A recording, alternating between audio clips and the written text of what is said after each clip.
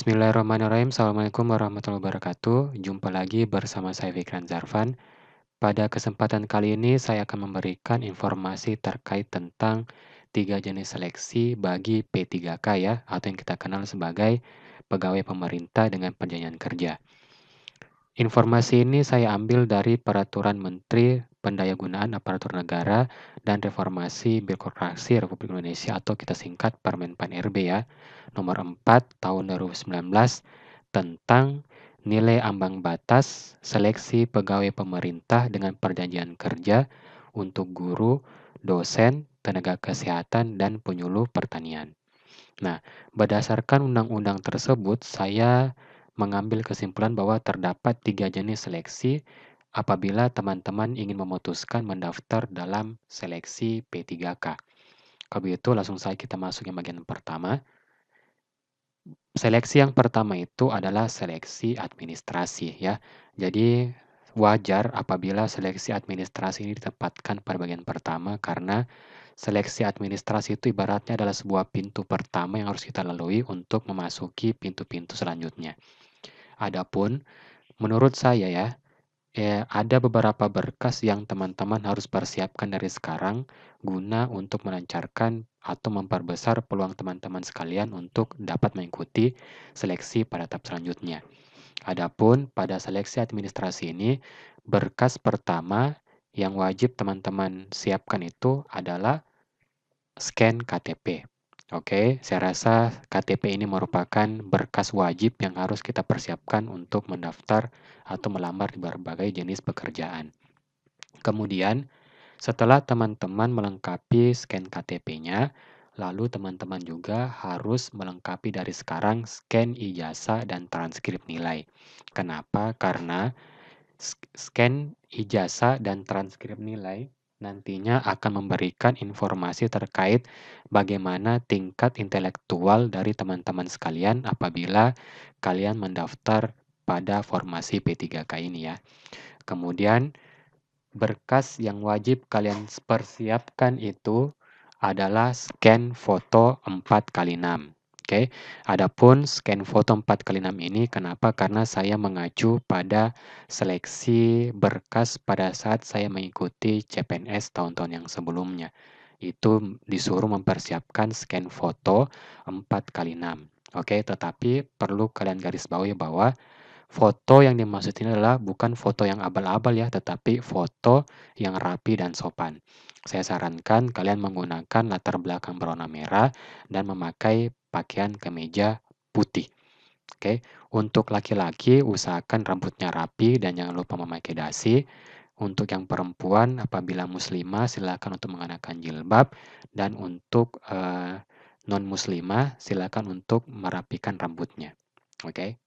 Nah, setelah kalian mempersiapkan berkas-berkas apa saja yang perlu pada seleksi administrasi, apabila kalian sudah lulus, maka kita akan membahas lagi seleksi selanjutnya, yakni seleksi yang kedua itu adalah seleksi kompetensi. Nah, adapun seleksi kompetensi ini saya kutip dari Peraturan Menteri Pendayagunaan Aparatur Negara dan Reformasi Birokrasi Republik Indonesia nomor 38 tahun 2017, yakni tentang standar kompetensi jabatan aparatur sipil negara. Jadi, informasi tes seleksi kompetensi ini juga saya peroleh dari Permenpan nomor 4 tahun 2019 seperti yang saya ucapkan pada bagian awal yang tadi. Nah, bedanya pada Permenpan RB nomor 38 tahun 2017 ini menjelaskan secara detail terkait tentang jenis-jenis seleksi kompetensi tersebut. Kalau begitu, langsung saja kita masuk pada bagian yang pertama dari seleksi kompetensi.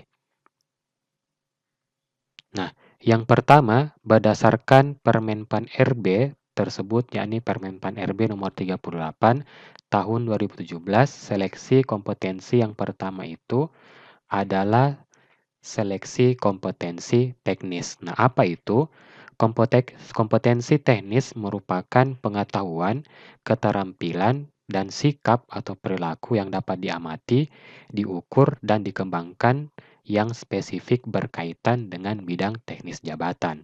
Nah, berdasarkan definisi ini, maka saya bisa mengambil garis merah bahwa kompetensi teknis ini merupakan seleksi yang mengukur tingkat kepemahaman kalian atau inteligensi kalian terhadap formasi yang akan kalian lamar.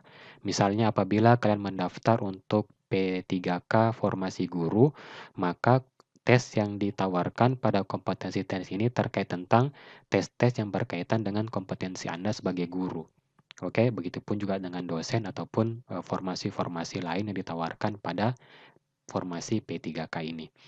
Selanjutnya, untuk kompetensi yang kedua pada seleksi kompetensi itu ada yang dinamakan sebagai kompetensi manajerial. Nah, apa itu?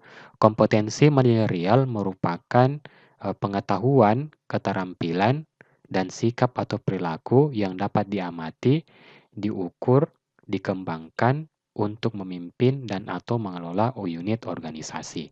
Nah, berdasarkan definisi tersebut, maka kita sama-sama bisa menyimpulkan bahwa kompetensi manajerial ini dia menekankan bagaimana nantinya apabila kalian diterima sebagai pegawai P3K, misalnya bidang guru, maka kalian harus mampu untuk mengetahui jenjang-jenjang organisasi yang berada dalam lingkup kerja kalian. Bagaimana tata cara kelolanya dalam berorganisasi, hubungan antara atasan dan bawahan, hubungan antara sesama pegawai, dan lain sebagainya. Selanjutnya, kompetensi yang ketiga itu pada subseleksi kompetensi ada yang dinamakan sebagai kompetensi sosiokultural. Nah, apa itu?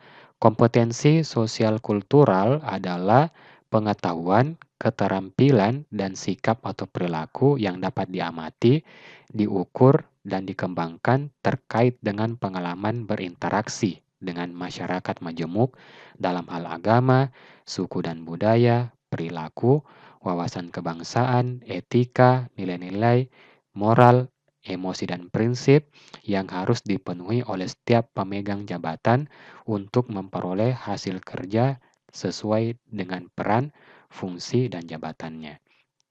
Nah, berdasarkan hal ini, maka kita bisa garis bawahi bahwa kompetensi sosial kultural itu dia menekankan bagaimana cara kita bersikap yang meliputi tentang bagaimana kita pintar-pintar memposisikan diri dalam masyarakat yang majemuk.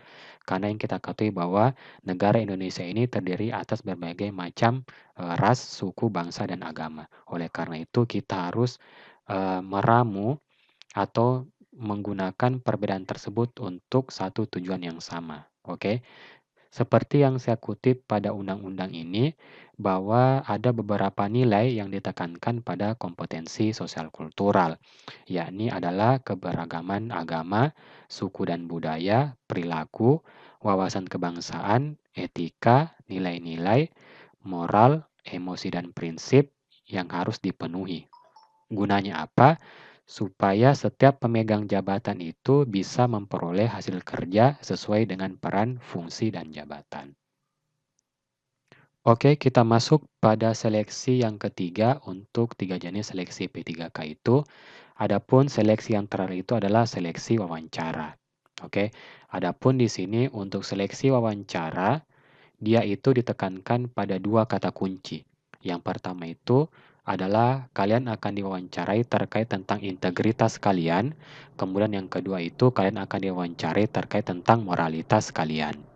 Adapun untuk integritas, yakni menekankan bagaimana kemampuan kalian dalam menyelesaikan atau mengemban amanah terhadap tugas yang diberikan kepada kalian. Sedangkan untuk moralitas ini berkaitan tentang bagaimana cara kalian menyikapi segala perbedaan yang berada dalam lingkungan kerja kalian ya. Adapun perbedaan yang dimaksud itu adalah suku, agama, budaya, dan lain sebagainya. Jadi wawancara itu itulah poin-poin nanti yang akan kalian ditanyakan. Oke? Kalau begitu, sekian informasi singkat terkait tentang 3 jenis seleksi P3K yang harus kalian lewati apabila kalian berniat untuk mendaftar pada seleksi P3K tahun ini. Sebagai resume, adapun terdapat 3 jenis seleksi dari P3K. Yang pertama itu adalah seleksi administrasi, Kemudian seleksi kompetensi yang terbagi atas 3 bagian, yakni kompetensi teknis, kompetensi manajerial, dan kompetensi sosial kultural. Sedangkan seleksi yang terakhir itu adalah seleksi wawancara yang meliputi tentang nilai-nilai integritas dan nilai-nilai moralitas. Kalau begitu, sekian dari saya. Wabillahi taufiq walhidayah. Wassalamualaikum warahmatullahi wabarakatuh.